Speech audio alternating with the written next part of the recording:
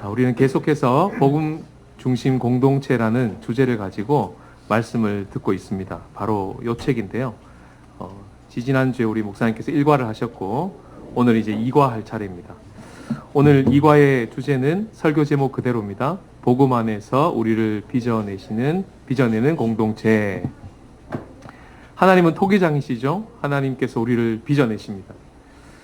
어떻게 빚으시냐면 복음 안에서 공동체를 통해서 빚어내십니다. 에베소서 2장 22절을 스크린 보시면서 다 같이 한번 읽어보시겠습니다. 작년 연합사경의 주제 말씀이기도 하죠. 시작. 너희도 성령 안에서 하나님이 거하실 처소가 되기 위하여 그리스도 예수 안에서 함께 지어져 가느니라. 여기 성령 안에서, 그리스도 예수 안에서라는 말은 복음 안에서라는 말과 같은 말이겠죠. 홀로 지어져 가지 않고요, 함께 지어져 간다고 말씀하십니다. 하나님이 빚고 계신다는 말이죠. 그리고 여기 보시는 너희라는 단어가 바로 우리를 지칭하는 공동체를 말하는 것입니다.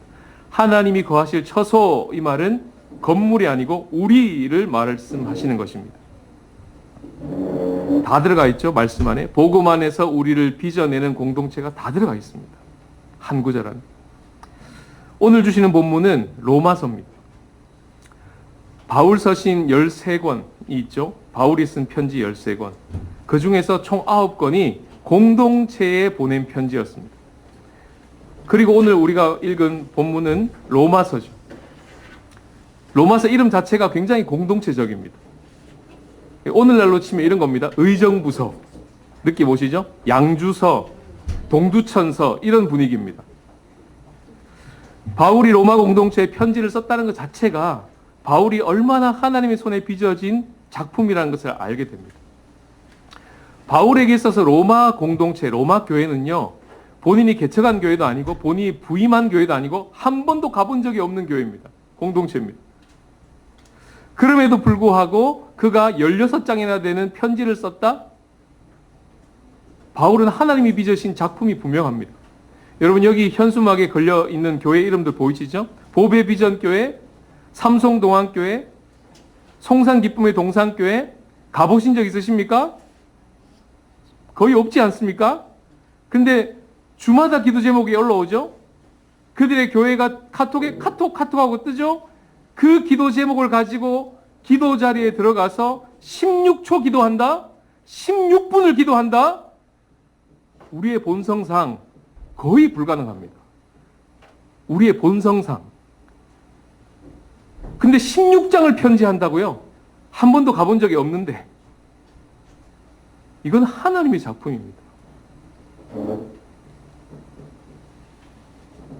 편지 내용을 읽어보면 바울의 마음에 담겨져 있는 그 공동체의 캐파,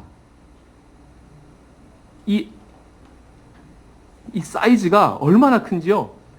이방인과 유대인이 하나 되는 정도를 넘어서서 바울의 마음 속에는 만물의 하나됨이 꽉 들어차 있습니다. 오늘 본문에서도 그걸 확인할 수 있는데요. 공동체 안에 유대인과 이방인이 겪는 갈등을 가볍게 여기지 않으면서도 넓게는 온 우주 만물을 하나님께서 통일하시고 하나 되게 하시고 아름답게 빚어내실 것을 향한 소망으로 가득 차 있어요, 바울은. 로마서 16장 마지막 장에 나중에 보시면요, 거기에는 노예도 나오고 자유자도 나옵니다. 거기에는 로얄 패밀리 같은 상류층도 나오고 일반 시민과 같은 중산층도 나옵니다. 거기에는 노예도 나오고 자유인도 나오고 공동체 안에 유대인도 이방인도 다 함께 나옵니다. 그리고 남자도 나오고 여자도 나옵니다. 그 당시는 파격적인 공동체였어요. 완전하진 않지만 하나님의 나라의 공동체가 얼마나 아름다운 것인지를 막 뿡뿡 품어내는 그런 공동체 이야기가 로마서에는 펼쳐지고 있는 것입니다. 그것을 바울은 주목했고 하나님은 주목하시면서 16장이나 되는 편지를 한 번도 가본 적 없는 공동체에 바울을 통해서 하나님은 전달하시는 것입니다. 오늘 이 UCT 공동체를 향한 주님의 마음도 동일하다고 생각합니다. 주님이 주목하세요. 귀하게 여기십니다. 그래서 이 공동체를 통해서 우리를 아름답게 빚으시기를 주님은 원하십니다. 이 바울이 공동체 구원 이야기를 하다가 갑자기 찬양하듯이 그의 고개를 확 들어서 영적 고도를 확 높인 채로 아름답게 찬양하듯이 읽게 되는 오늘의 이 본문을 통해서 하나님이 주시는 메시지가 무엇일까요? 하나님 우리 공동체를 어떻게 빚으시기를 원하실까요? 첫 번째는 하나님은 공동체를 통해서 우리의 죄를 드러내심으로 우리를 빚으시기를 원하십니다. 자, 로마서가 서신서에서 가장 앞에 있습니다. 바울의 편지글 속에서 편지 모음 중에서 가장 앞에 있어요. 왜 앞에 있을까요? 이유는 간단합니다. 제일 길기 때문입니다. 바울이 9권을 공동체에 보내고 뒤에 4권은 개인에게 보냈어요. 9권도 분량순으로 배치했고요. 뒤에 4권도 분량순으로 배치한 것입니다. 제가 직접 센 건 아니지만 꼭 이걸 세는 사람이 있어요. 로마서 헬라어 단어로 7094단어 제가 센 거 아닙니다.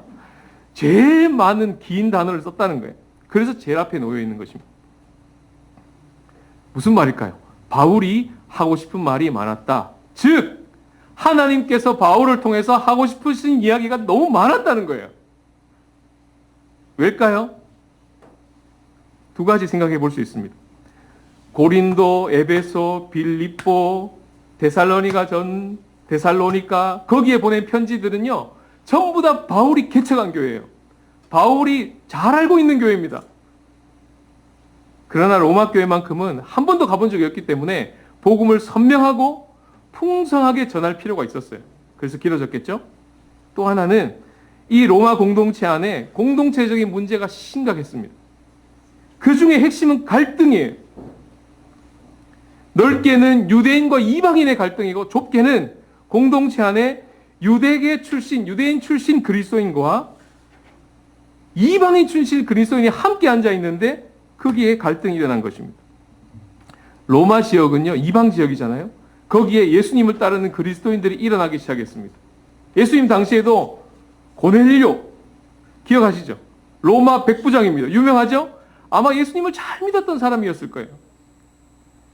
십자가 밑에서 그는 진실로 하나님의 아들이었소이다. 백부장이에요. 로마 출신입니다. 그런 사람도 있었죠?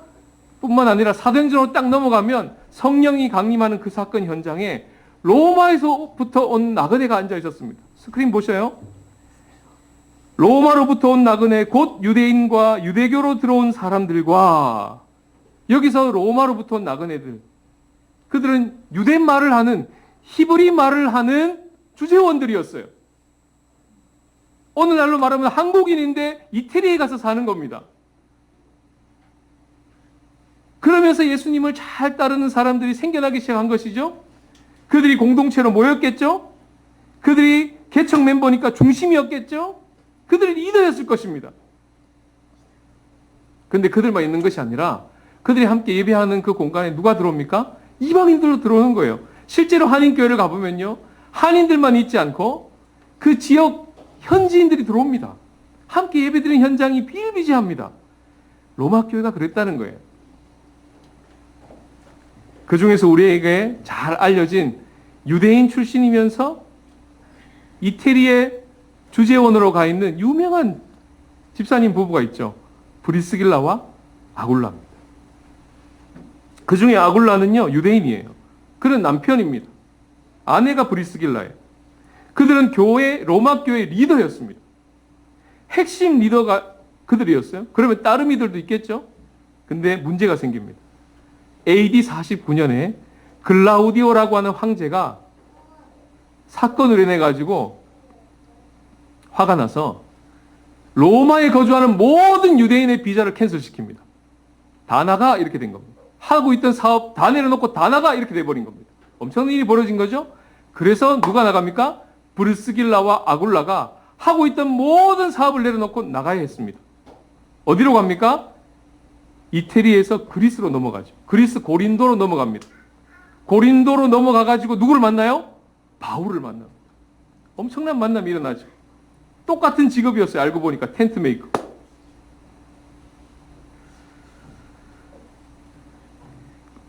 문제는 핵심 리더들이 빠진 로마 교회예요. 브리스길라와 아굴라 집사님이 빠져버렸어요. 그 유대계 개척 멤버들이 빠져버렸어요. 이제 어떡하죠? 로마 교회는 현지인들이 맡기 시작합니다. 율리아 집사님이 찬양 인도를 시작합니다. 고넬료 집사님이 설교하기 시작합니다. 막 당황스러웠겠죠. 핵심들이 다 빠져나갔으니까. 얼마나 당황스러웠겠어요. 나간 사람도 마음이 아팠을 것입니다. 그리고 6년이 지난 시간 AD 54년에 다시 비자가 허용됩니다. 풀립니다. 그래서 브리스길라와 아굴라가 다시 로마로 들어갑니다.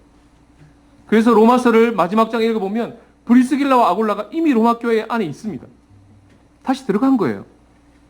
6년 만에 만나니까 얼마나 반갑겠습니까? 문제는 그때부터 시작되는 겁니다. 그때부터 로마 교회가 갈등이 시작되는 거예요. 유대인과 이방인 안에 믿음이 약한 자와 믿음이 강한 자로 갈리기 시작하고 서로 헐뜯기 시작하고 비난이 시작되고 막 공동체 안에 분란이 일어난 거예요. 그것이 얼마나 심각했냐 하면 무려 1400km나 떨어져 있는 바울의 귀에까지 들릴 만큼 그 공동체의 문제는 심각했던 것입니다. 바울은 지금 그리스 고린도에서 로마서를 기록하고 있어요. 이 사건은 이태리 로마 한복판에서 일어난 사건입니다. 거리가 어마무시하게 떨어져 있어요. 그런데 지금 바울은 이 공동체의 아픈 소식을 듣고 1400km나 물리적으로 떨어져 있지만 듣고는 어떻게 합니까? 기도하겠습니다. 여기서 끝나지 않아요. 펜을 듭니다. 무려 16장을 기록합니다. 자신의 서신 중에 가장 긴 서신을 그때 기록한 겁니다. 서로 다른 지역에서 그냥 예배를 각자 드리고 있었던 예배 군중이 아니었던 거예요. 바울과 이 로마 공동체는요, 개척한 교회도 아니고 부임한 교회도 아닌데도 불구하고 그 아픈 공동체 소식을 듣고 편지를 16장이나 적어 내려갈 만큼 그들은 한몸 공동체였던 것입니다.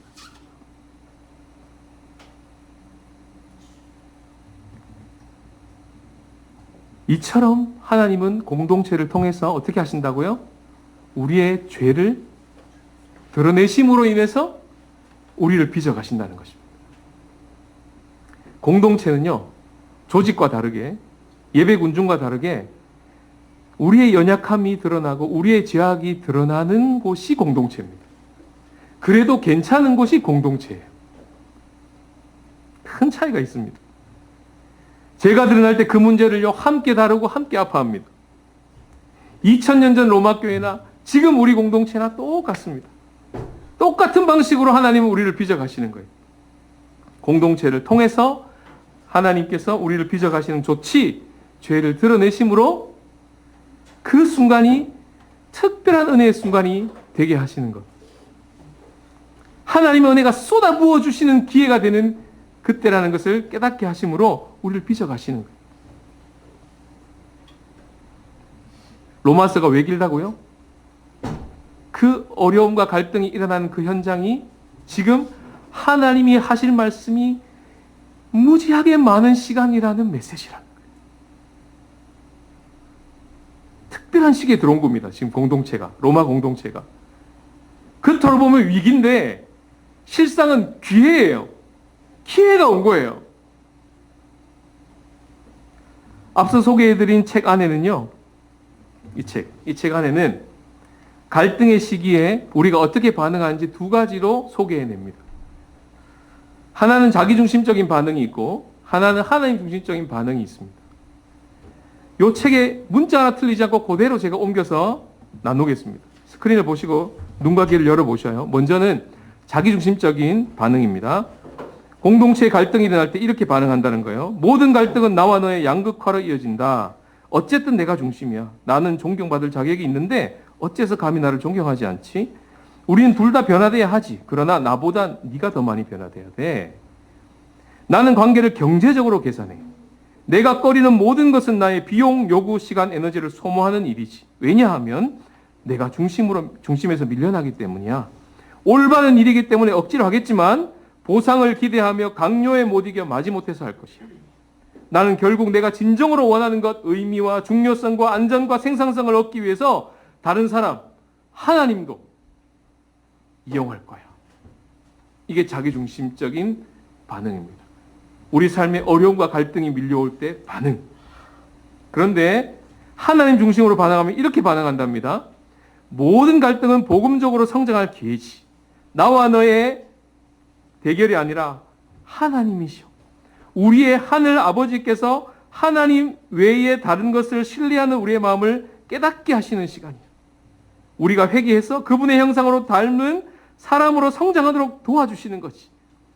우리는 관계가 어렵거나 무언가 잘못되면 일이 잘 안 풀린다고 생각하는 경향이 있어. 하지만 이것이 우리의 하나님의 구원의 계획 일부라면 갈등은 사실상 하나님의 사랑의 증표야. 지금 당신을 힘들게 하는 사람을 대하고 있거나 어색한 상황에 처해 있다면 힘을 내라. 이것은 하나님께서 당신을 사랑하신다는 뜻이다. 자꾸 반말로 얘기하는 것 같아서 죄송합니다. 그렇게 써여 있어요. 나는 하나님의 은혜 안에서 인간관계를 생각하는 법을 배웠다. 내가 원하지 않았던 모든 것들이 하나님의 은혜와 성령님의 능력을 의지해 이웃을 내 몸과 같이 사랑하게 되는 기회가 되었다. 하나님께서 아들을 보내셔서 나를 그토록 자비롭게 사랑하셨기 때문에 나는 아무것도 바라지 않고 내어줄 수 있다. 나는 다른 사람들을 이용하는 대신 그들을 실제로 사랑할 수 있다. 그들이 목적을 위한 수단이 아니기 때문이다. 하나님께서 목적이 되신다. 나는 그분 안에 만족하고 다른 사람들에게 그분의 은혜와 선하심을 반영할 수 있다. 똑같은 상황이에요. 전혀 다르게 반응하죠. 똑같은 햇볕이 내려쬐는데 진흙은 굳고요. 얼음은 녹습니다. 우리는 복음 앞에 진흙처럼 반응할 수도 있고 얼음처럼 반응할 수도 있어요. 우리는 잘 기억해야 됩니다. 우리의 삶의 갈등과 우리의 삶의 어려움과 이런 연약함이 드러날 때 그때가 하나님께서 우리를 빚어내시는 타임이다. 기억하는 거예요. 그때가 하나님이 우리를 사랑하시는 증표다. 그때 하나님은 우리에게 할 말이 많으시다. 보이는 대로 보지 않고 믿음으로 바라보라. 복음 안에서 우리를 빚어내시는 놀라운 시간임을 믿으라. 주님이 우리에게 이렇게 말씀하시는 것입니다. 해서 바울도요, 이방인과 유대인의 갈등 문제를 막 집중적으로 다뤄가요. 9장부터 11장까지 이방인과 유대인, 유대인과 이방인의 이 구원 문제, 이 도대체 어떻게 되는 겁니까? 하고 막 심도 있게 이야기해 나갑니다. 그러다가 갑자기 바울의 눈이 확 열리는 거예요. 보이는 것이 다가 아니구나. 보이지 않느나 살아계신 하나님의 자비하시고 긍휼히 그 손이 뒤에서 작동하고 계시는구나. 엄청난 그림을 그리고 계시는구나 깨닫고는요, 탄성을 지어냅니다.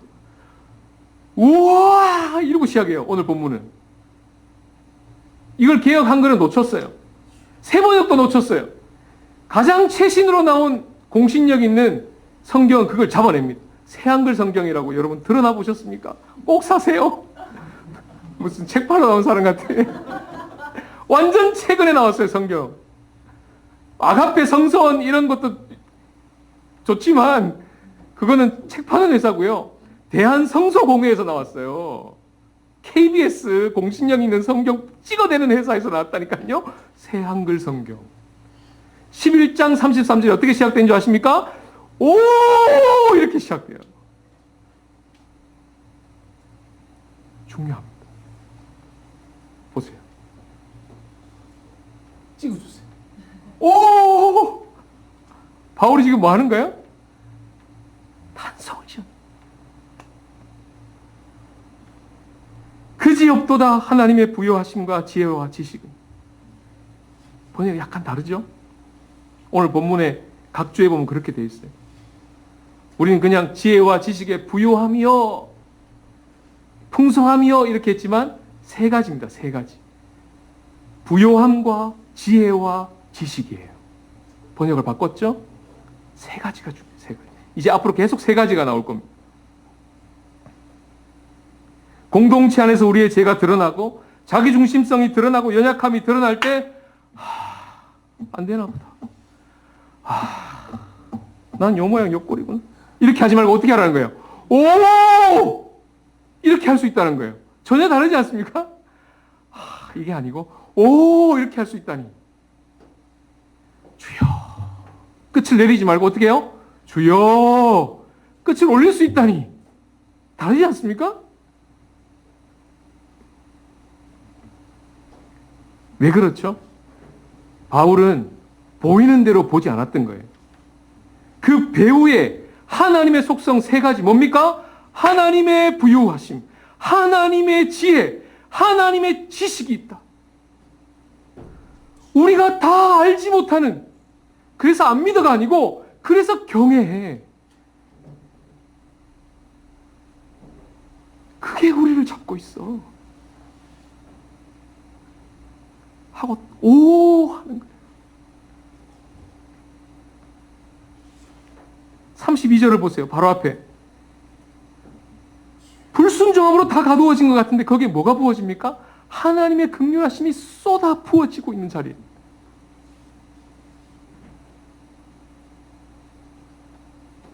우리의 죄가 드러나는 그 자리가 하나님의 사랑의 증표가 확인되는 자리고, 하나님께서 친히 공동체를 통해서 지금 우리를 심도 있게 빚어가시는 시간이다. 엄청 할 말이 많은 시간이다. 하나님의 부유하심과 지혜와 지식이 쏟아 부어지는 시간이다. 오늘 본문을 통해서 그걸 이야기하고 계신 것입니다. 두 번째는요, 우리의 죄가 드러날 때, 그때가 하나님께서 공동체를 통해서 복음의 능력을 드러내시는 때임을 믿으라는 것입니다. 바울도 이 공동체에, 로마 공동체의 이 아픈 소식, 힘든 소식, 어려운 소식을 듣고 바울도 자기중심적으로 반응하지 않았습니다. 바울은 유대인이죠? 유대인 편 들지 않았어요. 바울은 이방인의 사도죠? 이방인 편 들지 않았어요. 바울은 지금 로마 교회 후원금을 받아서 스페인으로 선교하고 싶어 했습니다. 15장에 나와요. 그렇다고 성도들의 귀에 듣기 좋은 소리를 하지 않았습니다. 바울은 로마서 처음부터 끝까지 하나님 중심으로 편지를 썼어요. 거기에 백미가 11장 36절이에요. 우리 아이들 오늘 다 외우고 들어왔죠? 한번 외워볼까요? 아이들만 한번 외워봅시다. 자, 준비. 안 보여줘요. 자, 준비. 시작. 이는 만물이 주에게서 나오고 주로 말미암고 주에게로 돌아감이라. 그에게 영광이 세세에 있을지로다. 아멘. 잘했어. 우리 애들 수준이 이 정도예요. 암송구절 암기하고 들어온 수준이에요. 여기서 주는 하나님이십니다. 만물과 하나님의 관계 세 가지 또 나왔어요. 아까 세 가지 나왔죠? 여기 또 세 가지 또 나옵니다. 하나님과 만물, 하나님과 모든 것의 관계 세 가지. 이것은 쉽게 풀면 이런 것입니다. 모든 것이 주님께로부터 시작되었다. 그리고 이 모든 것이 주님께서 지탱하고 계신다. 그리고 이 모든 것이 주님을 위하여 있다. 이런 뜻입니다. 더 선명하죠? 그런 뜻입니다. 철저하게 하나님 중심인 자의 고백이죠. 근데 바울은 입만 그렇게 고백했을까요? 아니요. 바울은 그의 삶 자체가 하나님 중심의 삶이었습니다. 이 이야기를 하는 배경을 보면 알 수 있어요. 지금 어떤 바울이 배경 속에서 이 탄성을 지어내는지, 이 찬양을 지금 부르고 있는지를 알면 까무러집니다. 지금 바울은 고린도에 있어요. 지금 바울은 원래 에베소에 있었습니다.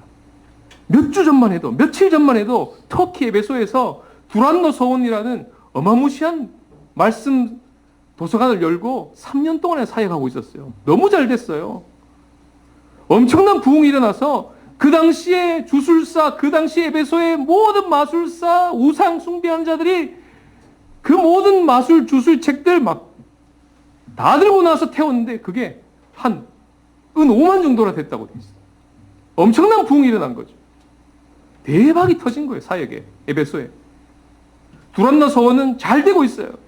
그런데 갑자기 유대인들이 바울을 고소하고 못 살게 굴고 죽이려고 그러고 도저히 참다 못해 바울은 피신해야 했습니다. 불안나서 온 사역을 철수하진 않고 자기가 거기서 포기하고 빨리 에베소를 나왔어야 했어요. 누구 때문에? 유대인 때문에. 그래서 빨리 피신한 게 그리스 고린도예요. 근데 피신할 때 이미 바울의 마음속에는 내가 로마도 가야 한다 작정하고 난 후에 이 일이 벌어진 겁니다. 사도행전 그대로 남아요. 로마도 가야 한다 하고 있는데 일이 빵 터졌죠? 그리고는 모양은 피신에 가는 모양인데 그의 손에는 뭐가 들려있는 줄 아십니까? 거액의 헌금을 들고 있어요. 이 누가 준 헌금이에요? 이방의 교인들이 그렇게도 가난하고 힘들게 살아감에도 불구하고 십시일반 모은 거액의 헌금을 손에 들고 어디로 가려고요? 예루살렘으로 가려고. 이게 말이 됩니까? 예루살렘 가면 누가 있는데요? 유대인. 그렇게 자기를 선교하는 동안 못 살게 굴었던 유대인이 버글버글하게 몰려있는 거기가 거기가 예루살렘. 거기 가면 바울은 죽을 수도 있어요. 그것도 헌금을 들고 왔다고요? 그것도 거액을요? 딱 표적이 되죠. 정말 이걸 예루살렘 교회가 받을까? 혹시나 자존심 상하면 어떡할까?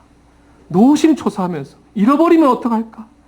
이 손에 수억이나 되는 돈을 들고 유대인 때문에 쫓겨가면서도 예루살렘을 향해 간다고요?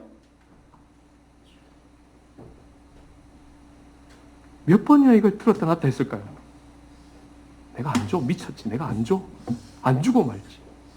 내가 뭐 한다고 미쳤다고 목숨 걸고 이걸 들고 내가 지금 예루살렘으로 가. 내가 지금 누구 때문에 이 고생을 하고 있는데. 수만 번 감정이 올라오지 않았겠습니까? 바울이 무슨 성자예요? 예수님이에요?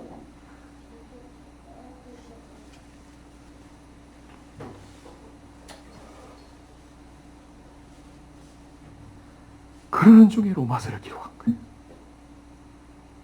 저 같으면 유대인들 박살냈을 것 같아요. 이방인들 막 지켜 올려주고 그래 너네들이 좀 해봐. 유대인 안 돼 안 돼. 막 그렇게 막 적었을 것 같아요. 편향되게 막 감정대로.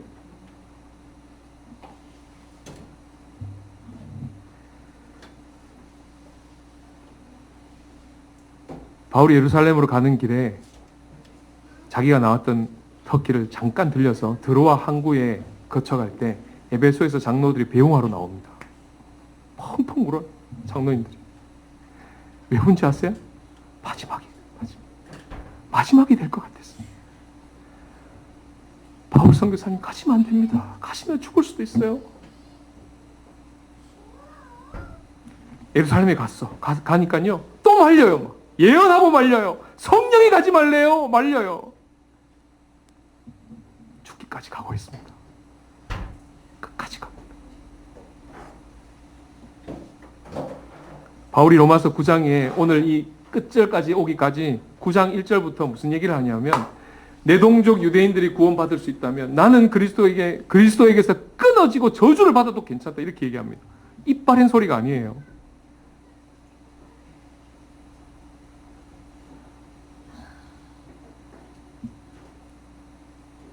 바울이 어떻게 이렇게 반응할 수 있죠? 그는 하나님 중심으로 살았던 사람입니다. 말만이 아니라 그의 삶도요. 그래서 우리도 그렇게 삽시다. 그러면 얼마나 짐이 무거워요? 근데 살 수 있습니다. 살라고 지금 이 말씀하는 거예요. 살 수 있다고. 왜 바울이 이렇게 살았을까를 보면 되잖아요. 바울이 성품이 대단해서, 바울이 엄청난 에너지가 넘치는 사람이어서, 바울이 막 가말리엘 문화에서 서울대를 나와서, 하버드를 나와서, 바울의 선생님이 좋아서? 다 아니에요. 바울이 어떻게 하나님 중심으로 이렇게 살 수 있었지? 성경을 보면 나옵니다. 그가 그렇게 하나님 중심으로 살 수 있었던 건 하나님께서 그를 말할 수 없는 긍휼하심으로 먼저 받아들임을 공동체를 통해서 바울이 경험했기 때문이에요. 바울이 살기가 등등해서 예수쟁이들을 잡아 죽이려고 다메섹까지 간 적이 있었습니다. 시리아 다메섹까지. 갔는데 정오에 밝은 태양빛보다 더 밝은 빛으로 나타나신 부활하신 주님을 만나고 눈이 멀어요. 3일 동안. 먹지도 않고 마시지도 않아요. 그때 누가 찾아옵니다. 문이 열립니다. 와서는 자기 귀에 첫 마디가 이렇게 얘기합니다. 형제 사울아. 누구예요? 유대인 아나니아예요. 다메섹에서 예수님을 따르던 다메섹 주재원 아나니아, 유대인 아나니아, 예수님의 제자 아나니아가 자기를 죽이러 왔던 사울을 향해서 형제 사울아.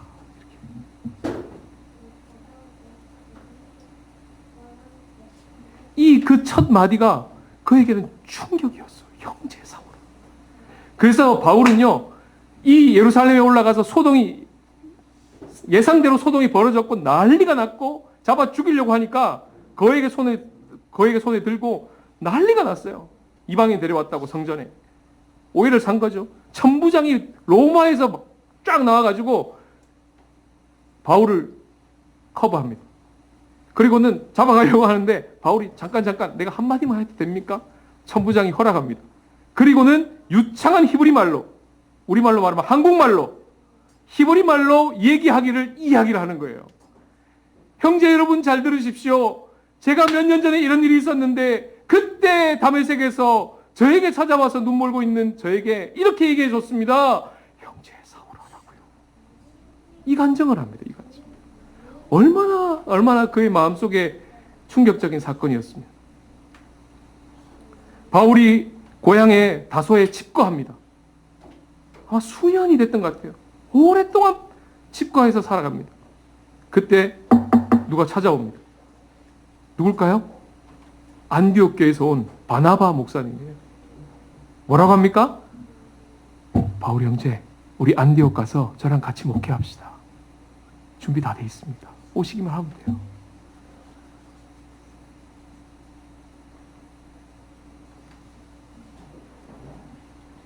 바나바가 지금 유대인 바나바가 어떻게 지금 바울에게 찾아가가지고 같이 목회하자고 할 수 있습니까? 유대인 아나니아가 어떻게 눈먼 사울에 가가지고 뒤통수를 한 대 날려도 속이 시원할 텐데 거기에 가서 어떻게 형제 사울아라고 말할 수 있습니까? 바울이 어떻게 이렇게 로마서를 적을 수 있습니까? 이유는 15장 7절에 나옵니다. 로마서 15장 7절. 스크린을 보시고 또는 말씀을 찾아보시고 다 같이 한번 읽어보겠습니다. 시작. 그러므로 그리스도께서 우리를 받아 하나님께 영광을 돌리신과 같이 너희도 서로 받으라. 이번에 로마서를 다시 묵상하면서 바울이 요 말하고 싶었구나. 그 로마서 16장 전체 통해서 바울 선생님, 이 로마서 16장 너무 긴데요. 진짜 한마디로, 한 문장으로 도대체 무슨 말씀을 하고 싶었던 거예요? 바울이 아마 그랬을 것 같아요. 한마디. 7절에 나와. 15장 7절에. 그게 내가 하고 싶었던 얘기야. 서로 받아. 서로 받아. 그 말 하고 싶었어. 서로 받아. 그리스도께서 우리를 받아줬잖아. 그래서 하나님께 영광을 돌린 거잖아. 그러니까 너희도 서로 받아. 나도 아나니아에게 그렇게 받아줬고, 나도 바나바에게 그렇게 받아줬고, 나도 이 로마 교회에 그렇게 받아준 자야. 그리고 그리스도께서 나를 그렇게 받으셨어. 그러니까 서로 받아. 이 말 하고 싶었구나. 이게 복음의 능력입니다. 그리스도께서 우리를 받아.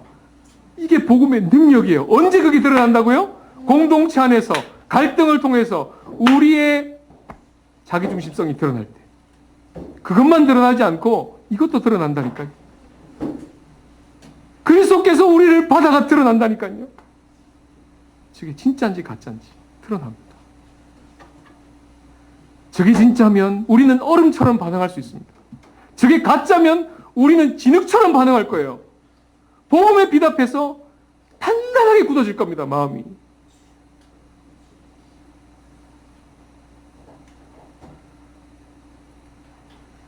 저도 이 공동체 들어온 지 1년이 이제 막 지났습니다.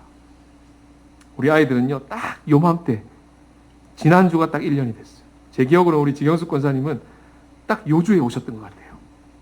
1년, 1주년이십니다.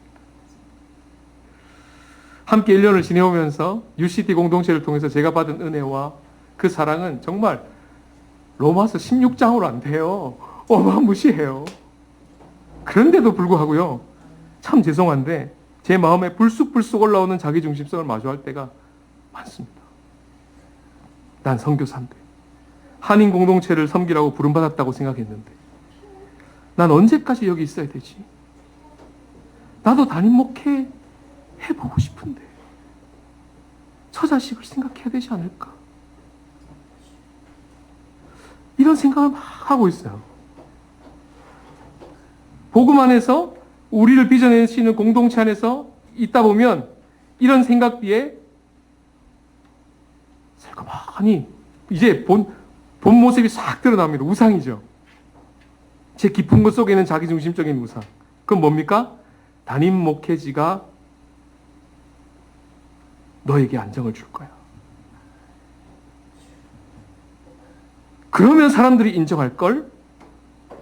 골든타임 놓치면 하나님도 어쩔 수 없어. 처자식은 하나님이 책임지는 게 아니고 네가 책임지는 거야. 이 책임 없는 사람아. 굉장히 설득력 있지 않아요? 아멘 하고 싶어져요. 주님이 다시 말씀하십니다. 거짓이야. 잘 들어. 너의 뜻대로 되지 않는 현장이 나의 뜻이 이루어지는 현장이란다. 담임 목회지가 너에게 안정을 주는 게 아니라 내가 너의 안전지대야. 너의 시간표에 맞추지 말고 나의 시간표에 맞춰보렴. 사람은 의지하거나 인정받을 대상이 아니라 사랑할 대상이야. 그러니까 서로 받으렴. 함께 하는 게 잘하는 거야. 처자식, 너를 포함하여 처자식은 내가 책임진다. 잊지 마. 이게 진리예요. 전 여기에 아멘 할 거예요. 여러분, 오늘 본문의 34, 35절에 세 가지 질문이 나옵니다. 세 가지 계속 나온다 했죠? 세 가지 하나님의 속성, 세 가지 만물과 하나님과의 관계, 마지막 세 가지 질문이 나와요. 보죠? 누가 주의 마음을 알았습니까? 누가 그의 모사가 되었습니까? 누가 주께 먼저 드려 갚으심을 받겠습니까? 정답이 정해져 있는 질문이에요. 정답은 뭐예요? 아무도 없다는 거예요. 그런데 이 아무도 없는 자리에 누가 올라가고 싶어 하는 거예요? 내가! 이 정답 없는 이 누가의 자리에 감히 내가 올라가고 싶어요. 그게 자기중심성. 그게 죄예요. 그게 얼마나 무서운지 예수님이 십자가에 돌아가셔야 할 정도로 그게 무서운 거예요. 거기에 자꾸 내가 안고 싶어 할 때 어떻게 하라고요? 36절로 응수하라고요. 거기 세 가지 나오죠. 그 누가 자리에 세 번에 걸쳐서 누가 앉으십니까? 주가, 주가, 주가. 이게 복음입니다. 그리고 주기도문 끝에 같은 분위기로 바울은 오늘 로마서의 3부를 맞춰요. 어떻게 해요? 그에게 영광이 세세히 있을지어다. 나라와 권능과 영광이 영원히 내게 아니고 아버지 것입니다. 그래서 우리는 하나님 중심으로 살 수 있습니다. 그게 대개라는 뜻이요. 대개, 이 대개가 아니고 대개는 왜냐하면 내가 하나님 중심으로 살 수 있는 이유는 내가 주기도문을 주문처럼 외우지 않고 이 주기도문대로 살 수 있는 이유는 왜냐하면 나라와 권능과 영광이 영원히 아버지 거니까요. 우리도 이 고백하면서 아름답게 빚어가시는 주님의 손에 작품처럼 빚어지는 우리 UCT 공동체가 되시기를 주님의 이름으로 축원합니다. 그냥 기도합시다.